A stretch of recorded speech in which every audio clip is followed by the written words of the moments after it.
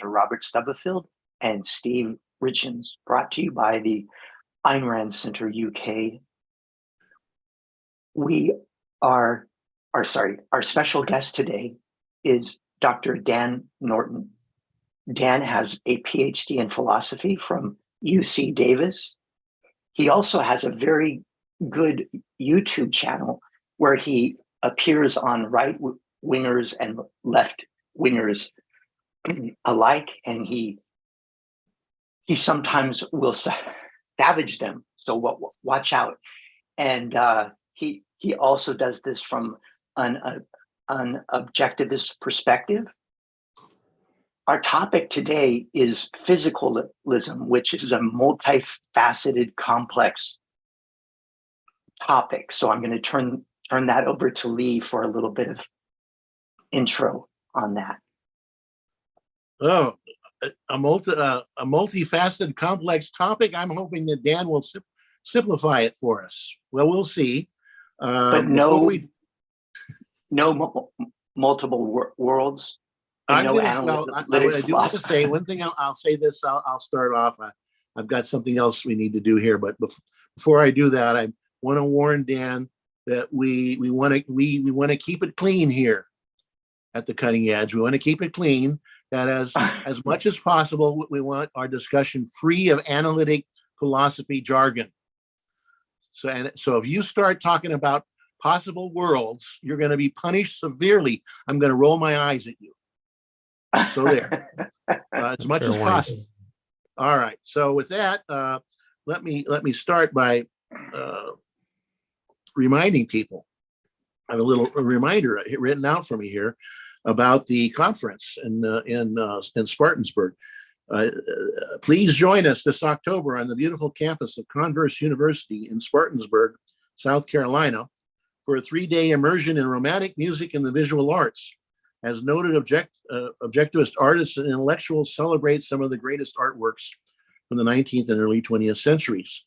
Our keynote speaker will be Dr. Harry Binswanger, and he will be joined by nearly a dozen distinguished objectivist art and musical experts. Please visit our website for full program details, and the website is ethospg.com. I will spell that out. ethospg.com. And the key thing is, if you register by the 1st of September, or was it the 2nd? It says here the 1st. 1st of September, which is tomorrow, isn't it? So you still have time to save $200 to get the discount of $200. And I have a very small role in this myself. I am not an art or musical expert. I am a psychologist, but I have a small role, and I'm going to make the most of it. I am going to argue that listening to music is not a perceptual act. It's not an act of perception. It's something else. And if you want to know what the something else is, guess what you're going to have to do? Go to Spartanburg, South Carolina with the rest of us and have it. I really expect this to be a great conference. It's got a sort of a theory and practice integration that you don't get, because you're getting not only the ideas, but their actual artworks, and involve especially this music, including some new music. Okay, so with that, I think it's time to turn it over to Dan. He's going to, now we're going to, Dan, there are too many PhDs in the room here. So we're going to just go with first names, if that's okay with you. Certainly. Bob and I can handle that. So with that in mind, we're going to do our usual thing, and our guest goes first. And Dan has a nice presentation for us, which lasts about how long did you say, Dan? About 20 minutes. All right. So and then we come after you. No, we don't do that. We have discussions. We might have, our discussions can be sharp, but we are friendly. We're not trying to tear anybody down, or that's not our purpose. Our purpose is to go deeper on topics that need going deeper. So with that, Dan, go ahead. You're on, sir. Thank you very much for being here. All right. Thanks for having me. Appreciate the opportunity. I want to try to share my screen here to get my Okay. PowerPoint presentation up. Okay. Can you now see slides? Yes, Yes. sir. Slide. All right. Let us begin. Today, I'm going to present a critique of the scientific case for physicalism. And I just want to say this might be a little bit different than what you were led to expect from the description, which says we're going to talk about arguments that consciousness is not physical. I'm going to present an argument that says consciousness is physical, and then I'm going to critique that argument. And I suspect later in the discussion, we'll also, and even in my presentation, at least a little bit, there will be some discussion of why you might think consciousness is not physical. But for the majority of my presentation, I'm going to focus on the arguments that philosophers today make for the view that consciousness is physical. This is often called physicalism. You might be more familiar with the term materialism. That's more often used in the objectivist literature. But these days in philosophy, in the last few decades, the term physicalism has become more common, but it's essentially the same idea as materialism. But I'm going to use the more current lingo. All right. Now, since this is my first time on the Ayn Rand Center UK channel, many of you might not know me, so I just want to briefly introduce myself a little bit more than was already done by Steve. So here's my next slide. I have a YouTube channel. That's the main thing I work on these days. You can see the link at the top there, youtube.com/Dan Norton 1. I have lots of discussions and debates with people, try to keep it civil and not savage people. I like to keep the discussions productive and civil. Mostly I focus on ethics and politics, but I do also have some videos on other issues like free will or the nature of the self. And I'm looking to grow the channel. So I invite everyone to check it out. The link is in the description and in the title. I'm tagged. Hope a lot of people will check it out and consider subscribing. I'm also pretty active promoting Ayn Rand's ideas on Facebook and on Twitter. So I invite you to follow me there as well. And my links are at the top there. Okay, before I engaged in online activism, I went to graduate school and I wrote a master's thesis on free will and then a doctoral dissertation on the philosophy of mind, which is our subject today. So what is the philosophy of mind? It's also known as the metaphysics of consciousness. Harry Binswanger gave a course under that title many years ago. And it deals with what's often called the mind-body problem. So what is that problem? Well, it addresses this question: how are mind and body related?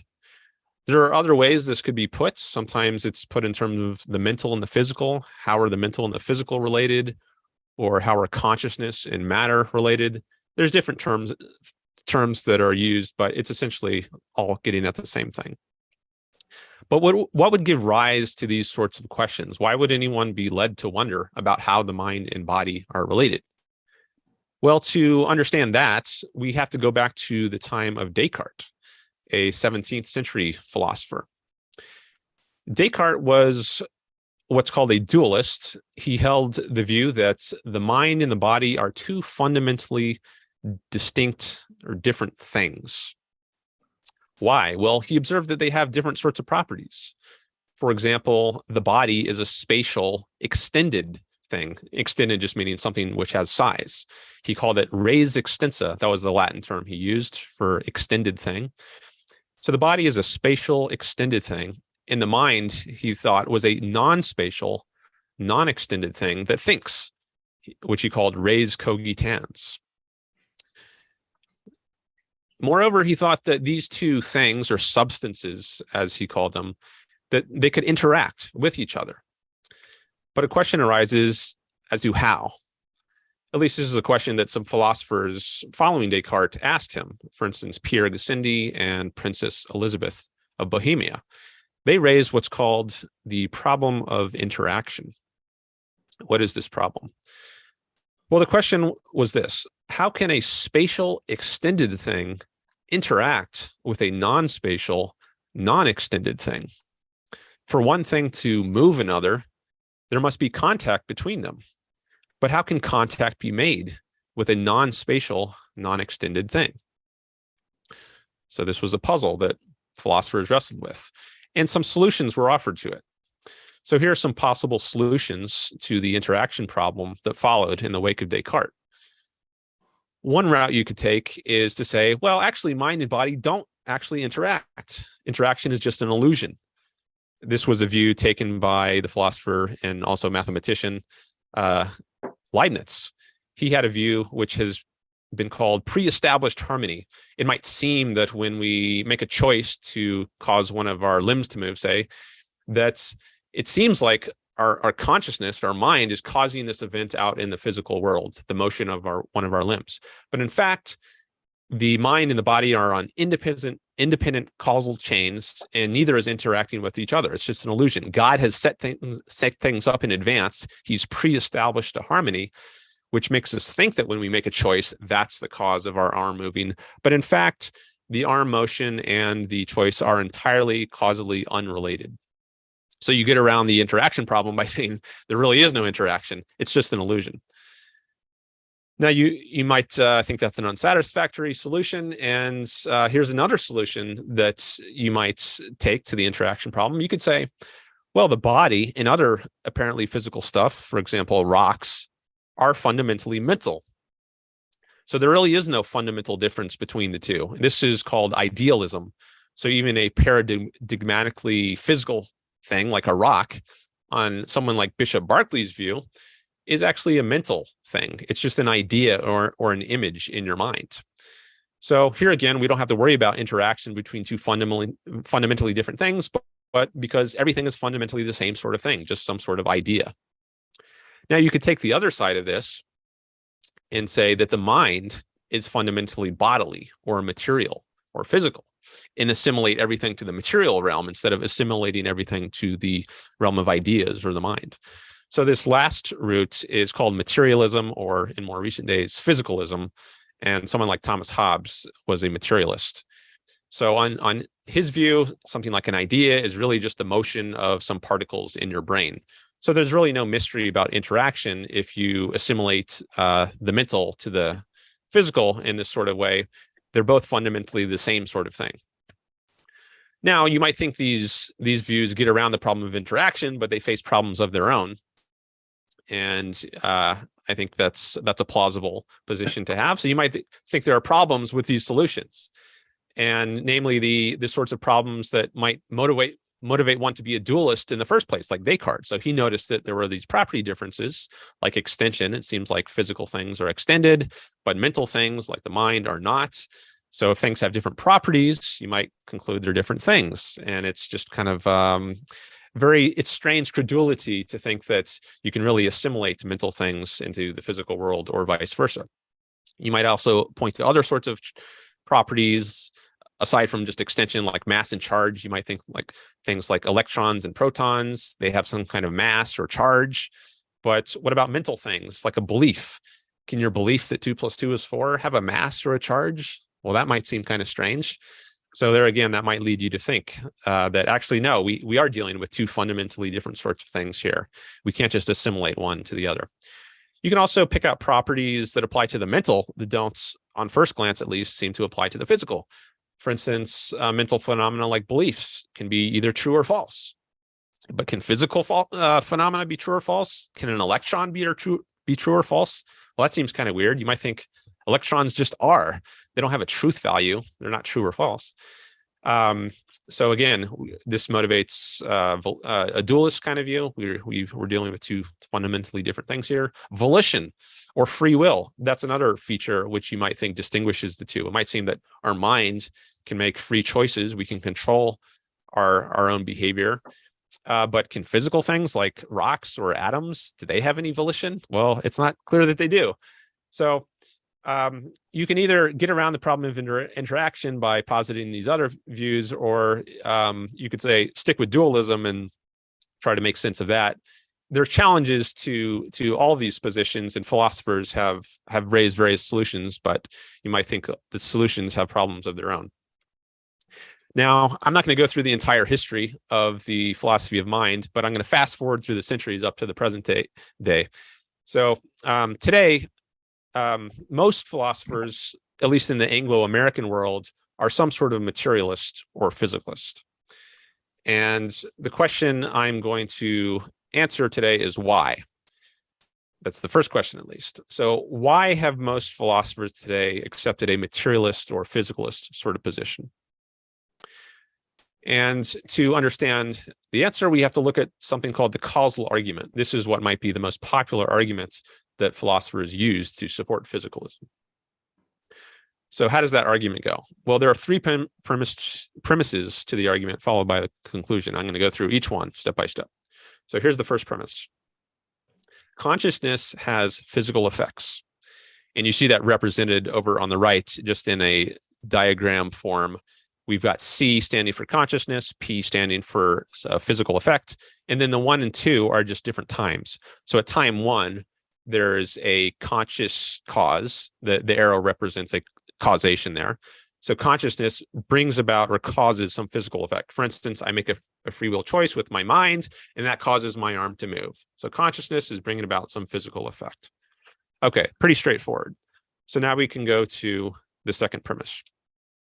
For every physical effect, there is a sufficient physical cause. This premise is sometimes called the causal closure of the physical, or the completeness of physics principle. And over on the right, you see that represented now with a P1 on the left side of the arrow, leading to the same physical effect. So instead of a conscious cause bringing about a given physical effect, now we have a physical cause, or perhaps a chain of physical causes, bringing about a physical effect. So take that same example of the arm moving. So instead of explaining that motion by reference to a free will choice, some mental phenomena, a physicalist will tell some sort of story such as the following. So imagine someone in your environment says, raise your arm. Well, that might cause some air vibrations to reach your eardrum. And then the vibrations of those sound waves in your ear might stimulate some neurons in your auditory cortex to fire. And then the firing of those auditory neurons might stimulate something else, some neurons elsewhere in your brain, in the motor cortex, for example, to fire. And then those motor neurons firing causes your arm to move. So that's an entirely physicalistic, non-mental explanation of the same physical effect. We haven't appealed to anything like a choice, free will, volition to explain the physical effect. We've spoken entirely in terms of physical non-mental events, such as the vibrations of airwaves, the firing of neurons, the transmission of signals down motor neurons, and the contraction of muscles. Okay. So we haven't had to go outside the realm of the physical. We haven't had to open the door of the physical, so to speak, and reach outside the realm of the physical and appeal to something mental. So that's why it's called the causal closure of the physical. We're not opening the physical realm. We're just staying within the physical realm to explain any given physical effect. All right. Now, the third and final premise, physical effects generally are not overdetermined. So what does that mean? It means that physical effects generally don't have independent causal antecedents. So for instance, on the right, we see we do not generally have this sort of picture where we've got both a conscious cause bringing about a physical effect, and then independently of that, a physical cause bringing about the same physical effect. So what would be an example of this? Well, imagine that the physical effect in question, P2, is collapsing to the ground. A person collapses to the ground. Well, this might be caused by two entirely independent lines of causation. For instance, the person might be having a heart attack, and that could bring about him collapsing to the ground. And simultaneously, he could be struck by lightning, and that could make him collapse to the ground. Now, this is possible that both of these things could happen at the exact same instant, but it's extremely unlikely. And the physicalist says this is just an implausible picture of how nature operates, at least in general. Generally, we don't have independent lines of causation bringing about one and the same effect. Now, putting all these premises together, we get to the conclusion, which is that conscious causes are identical to physical causes. And you see that represented over on the right with the equal sign turned on its side, showing that the conscious cause is identical to the physical cause. and that one and the same cause brings about the physical effect. So we have to accept this identity, the physicalist says, unless we're going to accept this implausible overdetermination view that says there's two distinct lines of causation bringing about the same physical effect. If we don't want to accept that implausible view, we have to accept that the conscious cause and the physical cause that we see in premise 1 and 2 are really just the same, or else, we don't want to have to buy into this strange overdetermination view. So we're going to identify consciousness with the physical. And that's where the physicalist reaches his conclusion. The mind, consciousness, just is something physical. Perhaps it's the same thing considered from different perspectives, but it's just the perspective that differs, not the thing that the perspective is a perspective on. Okay. Now, there's more to say about this argument. So the controversial premise in that argument is premise 2, the causal closure of the physical premise. I have no problem with the first premise. Consciousness brings about physical effects. I think it is implausible that there is overdetermination, as the physicalist notes with the third premise. But I think there is room to question premise 2, the idea that the physical world is causally closed, and for every physical effect, you can tell some kind of story that brings that doesn't make any reference to the mental. Okay, so there's a philosopher, David Papineau, who is prominent in the literature in making this argument that we should accept the causal closure of the physical. And I'm going to go through his arguments next. It's called, or I call it, my term for his arguments is the no evidence argument. This is the 2 premise argument, and the first premise. Oh, sorry, before I get to the premises, I need to explain something about the terminology he uses in the premises, because he has some technical terminology. So he refers to something called special mental forces. What does he mean by that? Well, first, set aside mental for a moment. What is meant by a special force? It's a fundamental or irreducible force. And as examples of those, we can look to physics. So in physics, there are 4 fundamental or irreducible forces. Sometimes they're called interactions. There's the force of gravity, the force of electromagnetism, the strong nuclear force, and the weak nuclear force. And that's it. There are other forces that are sometimes spoken of, like the force of friction, or you might hear about muscular force, the force of the wind, the force of the water, like pushing a leaf down a stream or something. But all of those forces are reducible to these 4 basic forces. There's no special wind force. There's no special water force. It's just a combination of one or more of these 4 fundamental types of forces. So the question for our discussion is whether there is a 5th force, namely a special mental force, in addition to these 4 basic ones. If there is, then Papineau thinks this would refute the causal closure of the physical. It would be the case that we do have to go outside the realm of the physical to explain certain goings on in the world. We can't entirely appeal to just these 4 forces. But Papineau thinks that we can actually rule out the existence of such a thing as these special mental forces. And to see why he thinks we can rule out special mental forces that would be on a par with these other 4, he gives what's called the no evidence argument. So now I'm going to go through his no evidence argument.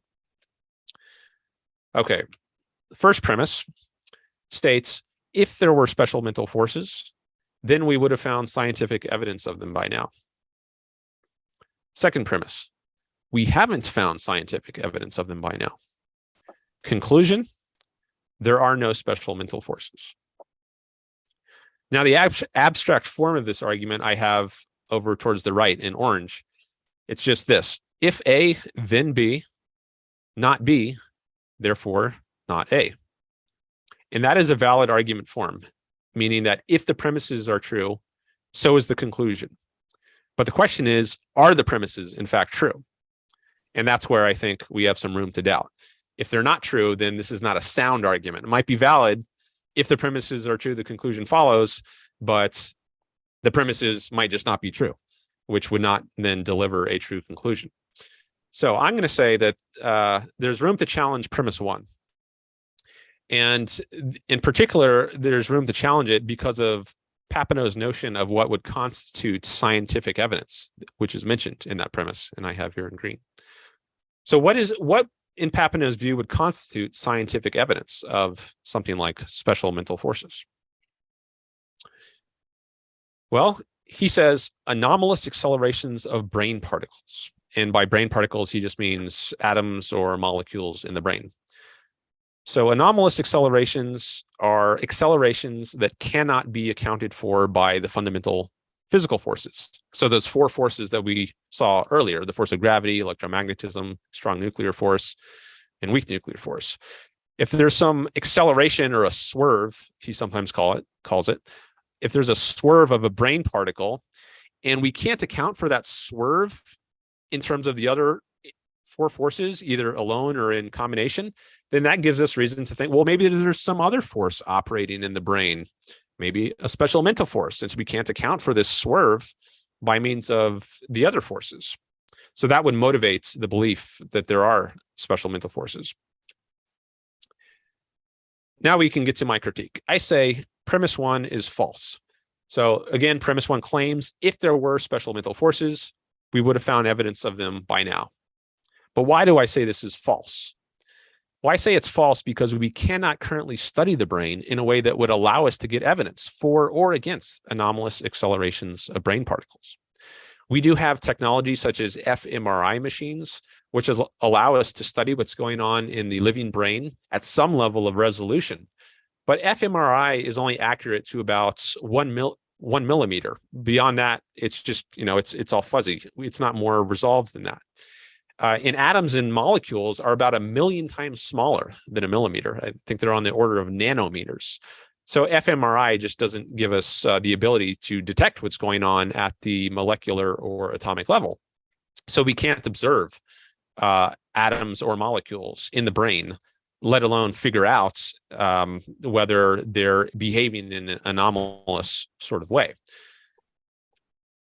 So in this case, the absence of evidence is not evidence of absence.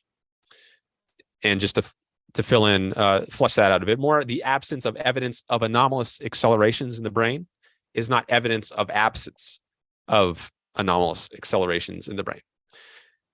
This might become a little more clear with an analogy. So let me give an analogy to moons of Jupiter. So imagine our question is whether Jupiter has any moons. And this is before the days of the telescope, let's say. So we just look up at the night sky with the naked eye, and we look to see if there are any moons of Jupiter. Well, are we going to see any? No. We're not going to see any because moons of Jupiter are too small. You can't see them with the naked eye. You need a telescope.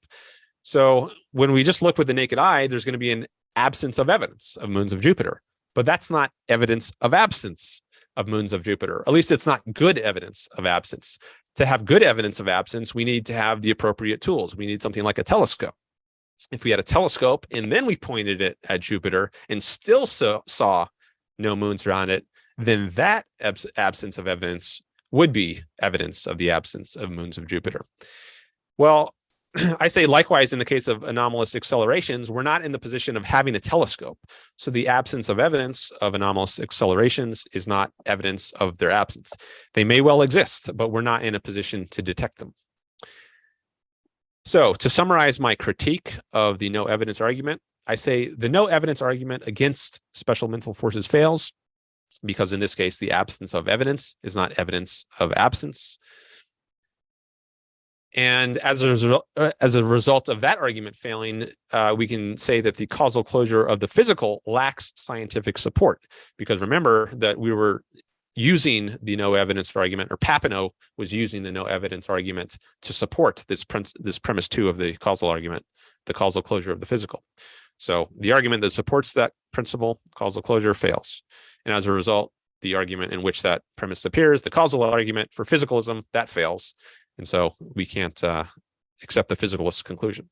Now, maybe they can come up with better arguments, other arguments for physicalism, but at least this argument, which is the main allegedly scientific argument that philosophers cite these days for physicalism, does not work. So that's my critique of the scientific case for physicalism. And that ends my presentation. And there again are my links if you want to check out more of my work. And I will stop my screen sharing now. Okay, Okay. thanks very much, Dan. That was very interesting. I have only about a few dozen questions, but let's start with Bob and Steve. Hey, Bob, you wanna jump in here, Bob? Well, it was a very clear presentation. Indeed it was. No, I don't think it's going to satisfy any materialist or physicalist. That's a good point, actually. Uh, What do you think, Dan? Have you converted any even a single materialist with your arguments in this of this sort?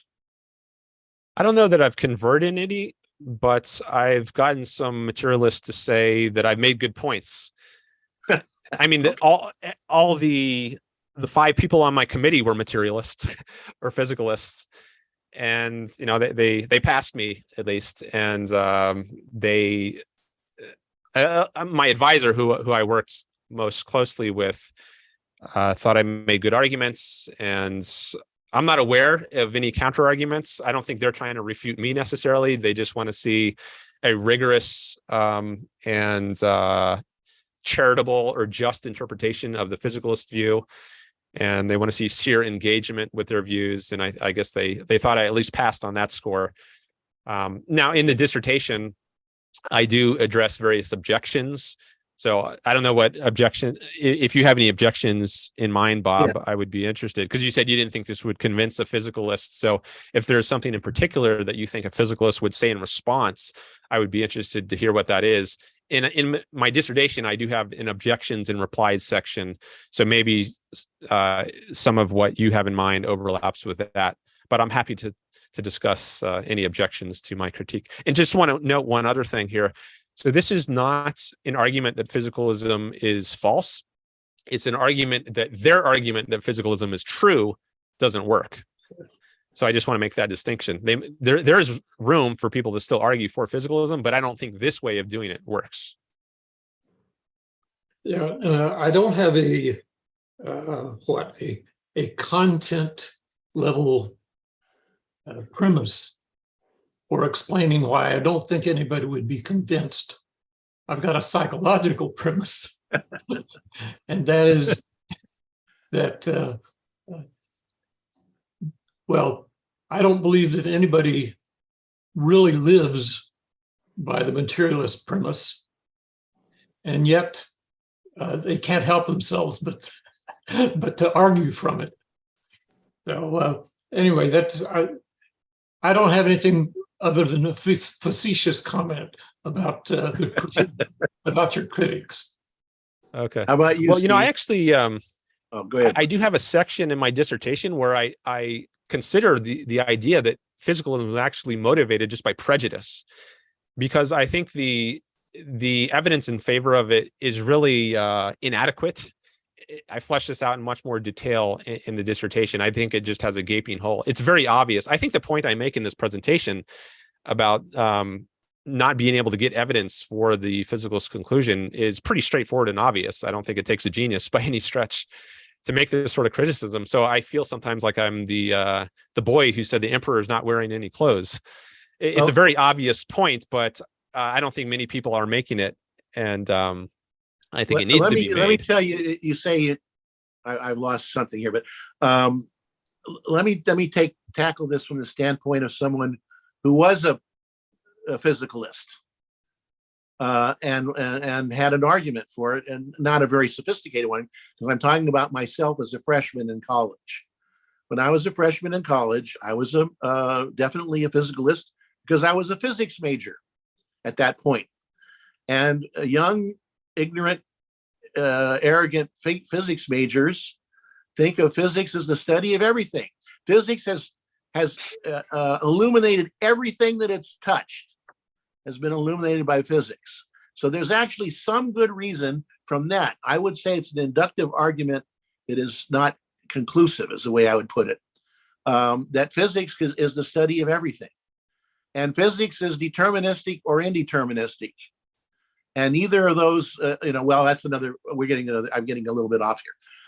That would include consciousness. We could explain consciousness in terms of physics. And I held this argument pretty strongly until I studied the issue of free will very carefully. And it took me about a year. And after a year of studying free will, from both from many angles, from objectivist writings, but also particularly William James, after a year of reading and thinking about it, I came to the position which I still hold, which is that physicalism, which is the idea that, I mean, I would define it as under the laws of physics that we have discovered by studying inanimate matter and energy. That's what we're talking about, not some future physics with some unknown properties. But with that stuff, those laws are basically differential equations with definite inputs and definite outputs. They are deterministic. Or if some of them are indeterministic, as may be the case with quantum mechanics, and I'm not going to argue it one way or the other right now, but if they're indeterministic, that's even worse as against free will, because the contradiction of indeterminism is worse than the contradiction of determinism. So once you realize that there is a contradiction of determinism and physics is deterministic, that's it. Physicalism is refuted utterly. And I have never turned back from that from after a freshman year in college. I think that's an absolute refutation I think without any question. Now, of course, you have to believe in free will, and your advisors, your 5 materialists, are almost certainly either determinists or indeterminists, and probably turn up their noses to free will. But guess what? They're wrong. Yeah, I think you're probably right on their position. They're probably all determinists or indeterminists, and maybe some kind of compatibilists. You know, the idea that free will and determinism are compatible, which is just determinism. It's just as James said, that's a quagmire of evasion.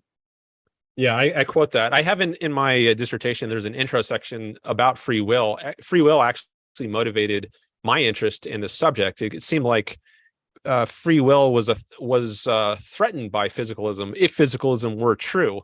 Because if we're just purely material or purely physical beings, it might seem, well, we're just entirely governed by the laws of physics. And as you say, those laws are deterministic or indeterministic, if you believe there is such at all. But there's nothing like free will in physics. So if we are purely material beings or physical beings, then there's no room for free will. But free will is, I think it's essential to our self-conception, who we are as human beings. I mean, it's central to our self-worth. I think if we don't have free will, we're just automatons or puppets dancing on strings. That's what people think we are. That's what those people think we are. But I think or reactive freak. We have good evidence for free will. That's that notion that your advisor. That's not your advisor. It's another guy. Papineau is not your advisor, right? He was somewhere else. The notion that there's no evidence, in my view, as I see it, is ridiculous. There is enormous evidence for free will of various sorts, including a direct experience and a logical argument why we have to have free will. There's all kinds of evidence for it, and he's just got his head in the sand when he says there's no evidence. That's just, in my view, completely absurd. Now, he wouldn't agree with that, of course, but he's wrong. I have to say. Well, I think he would say there's terrible mistake. Yeah, there's maybe, I don't want to put words in his mouth, but maybe what he would say is there's prima facie evidence for something like free will, but that prima facie evidence can be overridden by other considerations. And I think a lot of determinists do say, yeah, there's this, it seems like we have free will, but there are these overriding scientific reasons to believe that it's actually not real. And then you have things like the Lebed experiments. Yes, allegedly which are bad show experiments. Yeah, I don't know if that's come up on your channel before. Those are not good. I mean, I shouldn't say they're bad experiments. The conclusion that free will doesn't exist from those experiments is a completely unjustifiable conclusion. But I don't know. We will get into that, into those weeds right now. But there is no science. First of all, there cannot be a scientific disproof of free will, because the entire enterprise of science is premised on the existence of free will. That you choose to do the experiments and to change the variables and control the variables. You can't have an experiment that refutes free will. It would run into the contradiction of determinism argument, which I don't want to go through that right now. But anyway, So even if even if there were some experiment that looked on the face of it that's better than Libet's, it couldn't be a refutation of free will, I'd say. Let me make a more serious point than I did before. Notice that what you're saying is really dependent on accepting a particular epistemology, an epistemology that none of his advisors probably even realize. But the idea is that, hey, you really can't know anything if you don't have volition. And yet they know all of these things and they deny volition. Well, do they really know them? So my point is that the error of the physicalists, even deeper than the fact that they don't recognize volition, is that they don't recognize how you gain knowledge. Well, which is by volitional, yes, which is by volitional thinking. I mean, that's the same point. I doubt, Dan can tell us, but I doubt that these guys are, there are a couple of possibilities. They're either not familiar with the argument against determinism, or they are amongst the people of whom I know several myself that just dismiss it out of hand, say that argument is a joke. They probably fall into one of those two camps. They don't know the argument, or they think it's a joke. So they don't consider that the issue of where knowledge comes from and the fact that volition is crucial in conceptual knowledge. So what do you, did you ever discuss that? Dan, did you ever discuss that with any of those guys? Yeah, I was just going to say, I don't think that ever came up in my entire career of maybe in my master's program, it did with my advisor there, but I don't think in my doctoral program, the contradiction of determinism issue ever came up. So it may well be that they're just not aware of that argument at all. But I mean, I think it's, go ahead. Do you believe they're even aware of the issue of hierarchy of knowledge? I mean, they have to understand it at some level. Like, you have to learn arithmetic before you can do algebra, and algebra before calculus. I mean, I'm sure they would agree to that, but to have that as a general view of knowledge and be very sensitive to it in the way that objectivism is, I doubt it. But I mean, I do think it's right that there is some kind of contradiction if you don't accept free will, yet think your knowledge is objective. So if you think, I mean, any conclusion you arrive at, like the physicalist gives these arguments and they say, on the basis of this evidence, you ought to believe such and such. You should believe such and such. But there is no ought, there is no should without free will. You just do as you must do. I think it's true that ought implies can, and if you can't do otherwise, as free will says you can do, you can either do A or non-A, then it makes sense to say what you should do or should believe. But without free will, then I don't think those terms ought or should make any sense. So I do think free will is foundational to knowledge. Any prescription presupposes and its existence refutes physicalism. I mean, not just leaves it, as I think, if I'm not mistaken, Dan, your arguments leave physicalism as a, how should we put this, a viable hypothesis. It has not been, something that has not been refuted. And I'd say if I didn't think about the issue of free will, I might, well, there are some other issues, because I do think the Mary neurophysiology, the Frank Jackson argument is actually pretty good. But I'm going to leave that aside. If I just think about the physicalist argumentation, it's a sort of inductive argument that just isn't conclusive. And they can say, well, we can, give us some time. We'll fill up the loopholes here, and you will pretty soon you'll have to be a physicalist too. And I'm saying no, because the free will is not going to, they're not going to solve that by any accumulation of bits of evidence about the brain or something.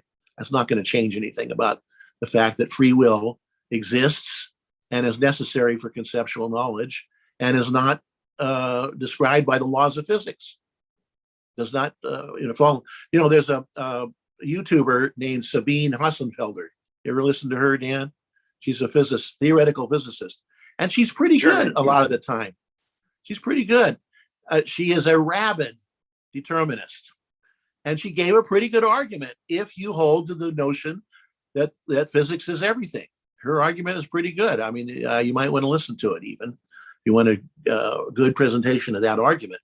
But she holds that causal closure of the physical, that all there are physical causes without any proof. And there is no proof because I think because it's not true, right? I think we can say it's not true. I would say it's disproven, and the disproof is in free will, I think. I got a super chat. Oh, okay. I got something else, but Steve, did you want to jump in here? Yeah, let me get this super chat. Michael Sanders sent us. It's a two-part question. Other than conscious. Okay, go ahead. Sorry. Go ahead. Other than consciousness, what isn't physical? Good question. I'm going to throw in my answer right now. I'm sorry for hogging it, but I want to throw in my answer. Nothing. I don't know anything in the universe that isn't physical. I have no knowledge of anything that's not physical. Now, that doesn't mean there might not be something, because I'm not omniscient, and not even Dan is omniscient. But as far as I know, everything else in the universe other than consciousness is physical. And I would say further than that, this is the controversial thing I wanted to get into, but we may have to explore this further in another episode. I think the only causal efficacy that outside of consciousness, outside of things within consciousness, but the only causal efficacy I know of that's non-physical, the only one is volition. That's it. But I'm quite confident of volition, and so I do think 99.99% of the universe is physical. I don't know how you get that percentage, because we're not. I guess Bob's shaking his head at me because what consciousness doesn't weigh anything. How am I? But anyway, of the phenomena in the universe, they are virtually all physical, and the one phenomenon that's not physical, the only thing that really we know doesn't obey the physical law, I think, is volition. At least outside of, we're talking within consciousness is a different question. I could get into that, but I'm just going to say outside of the causal efficacy, outside of consciousness, that is volition, as far as I know. But I stick to that. So I better stop there.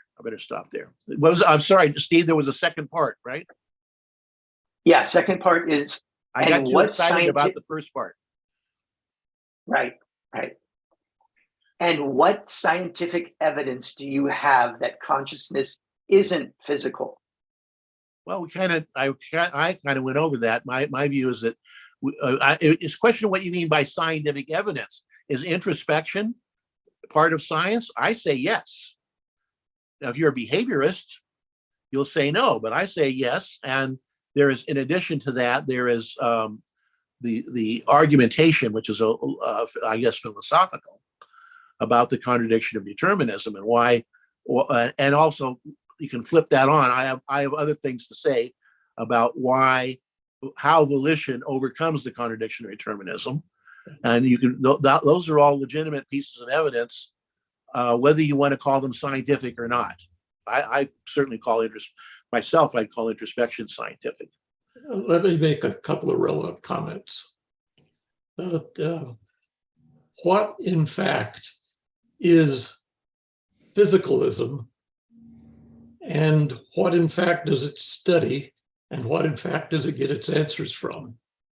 And the answer is extrospection. That physicalism assumes that the way you gain all knowledge is by things that you can extrospect. It has no room for introspection. So you want to know if somebody is a physicalist? Does he only look out, or does he ever look in?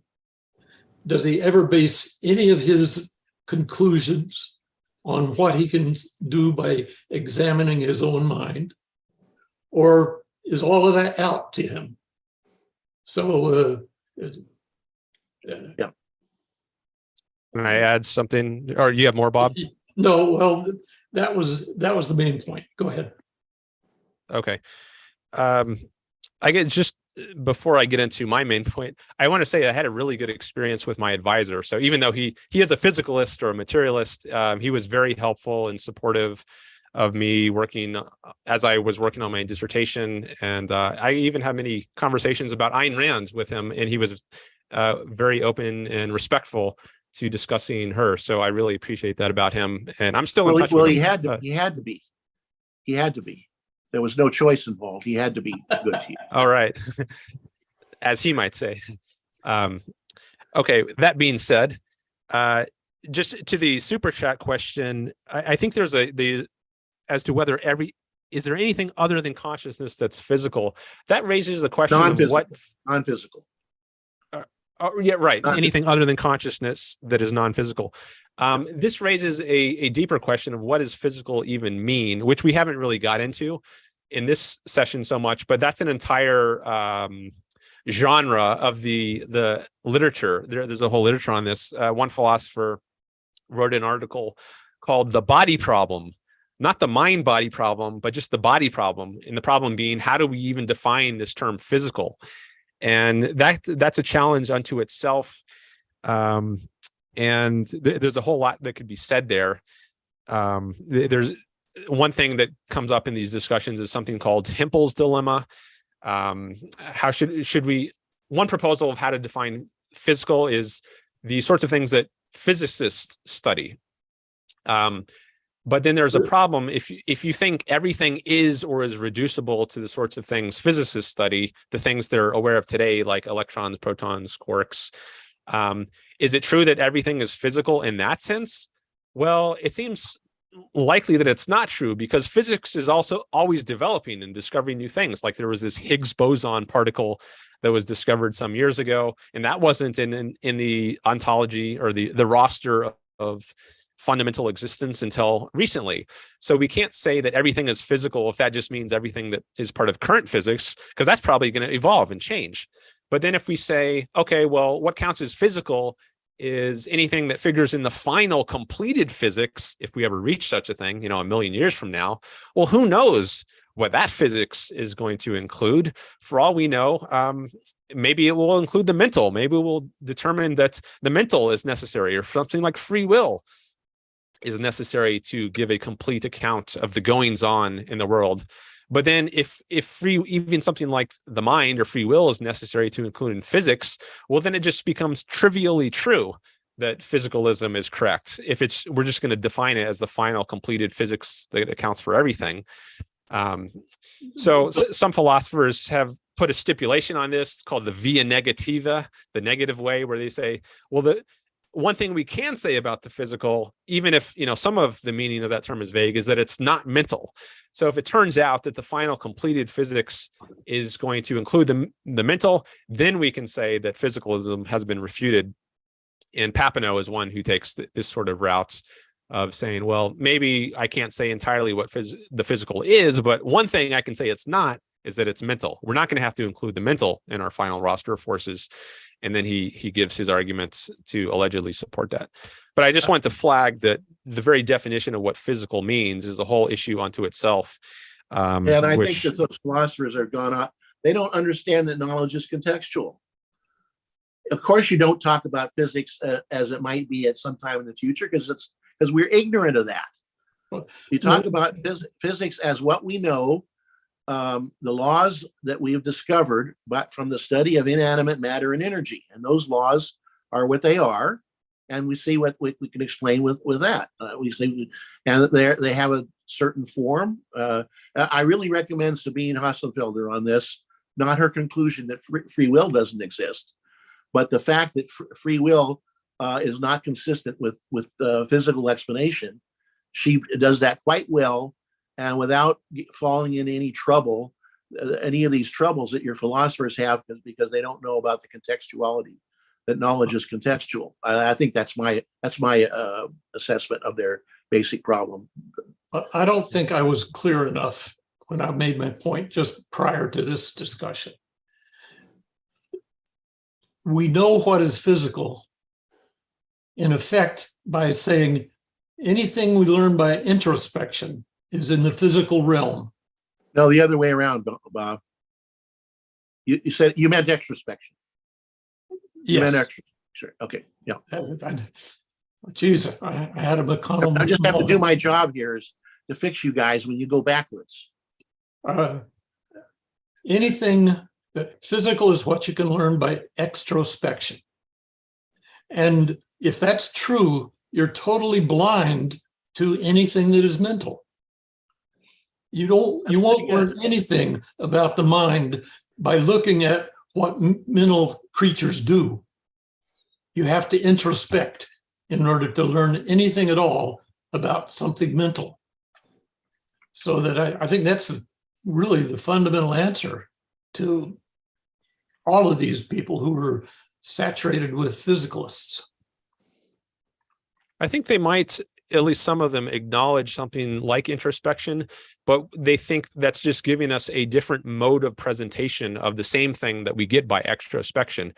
Just like by analogy, you can see something and you can also touch something, right? So I've got my phone here and it has a certain shape, right? But I can also close my eyes and just feel the shape. So there are different ways of being aware of one and the same thing. There's a sight way of being aware of the shape, but there's also a touch way of being aware of the shape. And I think what some like Papineau might say is there's an introspective mode of presentation, and that's one way of being aware of one and the same thing that we can also be aware of via another extrospective. But that's way. missing, that there's something different from what you're aware of extrospectively.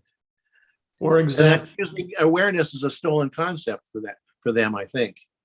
I don't think that makes from. I was going to go back to. I don't think that really makes sense. I was going to cite an analogy that I used before. That is, anything that you study about the science of optics will not tell you anything about human vision. You won't experience the perception of human vision by studying the science of optics. You can extrospectively examine everything. And if you've never had the perception of sight, you will not be able to form the concept of vision. Yeah, I think that's essentially the argument of Mary, the neurophysiologist, that argument. And I do think that argument has merit. I think. Yeah, she can know all the physical facts about how vision works, but she doesn't know all the facts, thereby what it's like to see red. So you've reinvented. If you didn't hear that argument before, Bob, you reinvented it. But maybe you heard it. No, I don't. But I think some of these physicalists, I think they might grant that there are things that you can only know via introspection. But I don't think that would deter them from concluding that causally there's only one thing at work. So we can still say sometimes Papineau has this phrase, ontological monism, conceptual dualism. So I think the idea is that metaphysically or ontologically, there's only one thing, but conceptually, we have two different ways of apprehending that one and the same thing. There's the introspective mode and then the extrospective mode. Yeah, but those are modes of, but I find that inadequate because those are modes of consciousness. So, he's using consciousness and then he's going to deny consciousness. I think it's a stolen concept argument. Well, I don't think he's defining consciousness there. I know Harry has made a point in this vein. No, I don't say he's defining it. He's using the concept and he doesn't have the right to do so. I think it's a stolen concept. In fact, in general, these arguments, like I used to think, here's what I used to think. See how this goes. That the mind is, to use the Gibson term, J.J. Gibson, the mind is the ecological level of the brain. The ecological level is, according to Gibson, is what the level we have direct awareness. So we have direct awareness of the brain. The idea would be by introspection. And we're at that level, it's a legitimate, but it's the same awareness that you have. I mean, it's the same entity rather that you learn about by neurophysiology. So the mind and the brain are equivalent. But I think that argument I don't think that argument really works because it steals the concept of consciousness just to make the argument. I think that's right. Yeah. So I think all those we got arguments.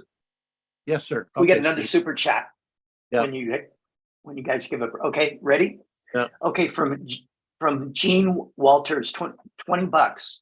Okay, this is a good question. I like it anyway. Aren't all relationships non-physical? There's more. A boat made of cloth, sail, and wooden boards is a new entity, question mark. Yeah. You couldn't list each subpart, wood, cloth, etc., and ever figure out it's a sailboat unless you include their relationship. Well, that's true, but I'm a little puzzled. The first question was, aren't all relationships non-physical? And she gave example of something where it isn't a physical relationship, but there are physical relationships. Everything that the laws of physics deals with, all those laws have describe relationships amongst physical variables, and those things are relationships. It is true that anything that involves consciousness, the relationships there are not reducible to the physical. So I would agree with that, with her there, but I wouldn't extend that to all relationships. Physics describes all kinds of relationships. So I think that's the answer to that. But of course, it takes a mind to recognize that, hey, that's a relationship.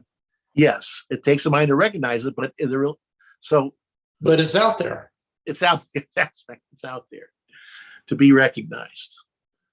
I don't think you can say just the relationship between two particles, an electron and a proton, and they're attracted. They have a relationship of attraction. That's perfectly. I think it's perfectly okay to refer to that as a physical relationship. I think.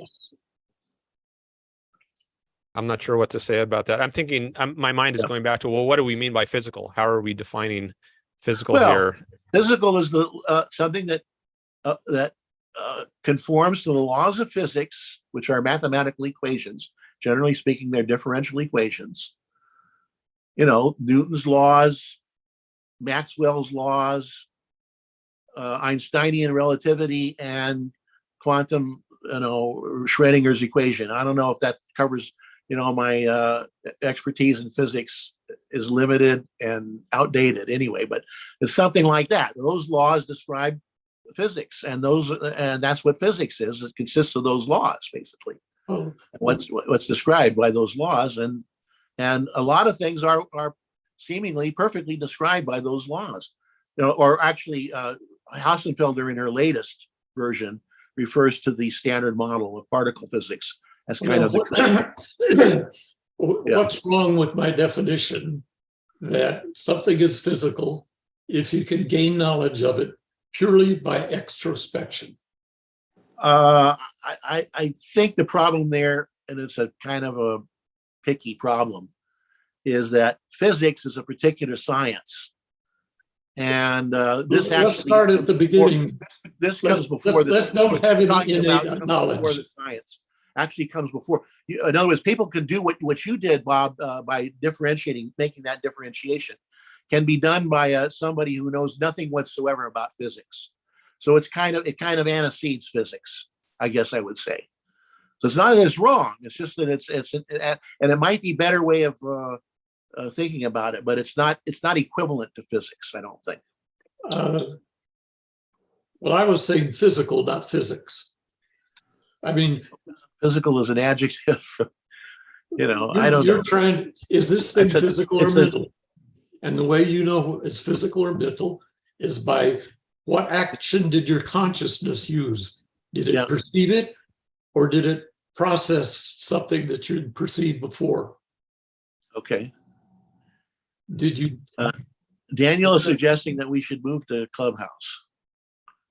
4 minutes after I get it. Yeah, well, I guess so. We probably. What do you think, Steve? Steve, you got anything else you want to throw out here before we do? And Dan, I don't know if you have do you have a Clubhouse link? I do have the app. I'm rarely on it, but I'm happy to jump over to Clubhouse and see if I can get in there. Yeah, it should be possible to do that.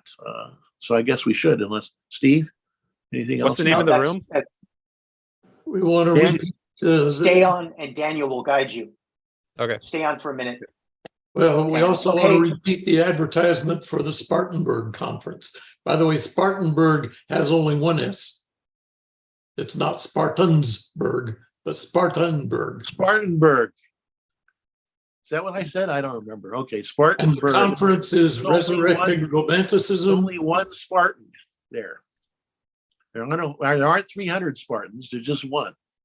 Okay, Spartanburg. Very good. Thank you very much. And we gave. I'll just give the website one more time. It won't hurt to find out information about this conference, which is going to be very nice. It's ethospg.com. ethospg.com. That's the website for information. Okay, so shall we transfer over to Clubhouse? Let's do Thanks that. for coming, Dan. Thanks a lot. and Thanks, Dan. We hope to have you on again. Bring him back very soon. I don't think we're done with Dan yet. I don't think we're done with him. Thanks for having me. Appreciate it. Thanks, Dan. All right, let's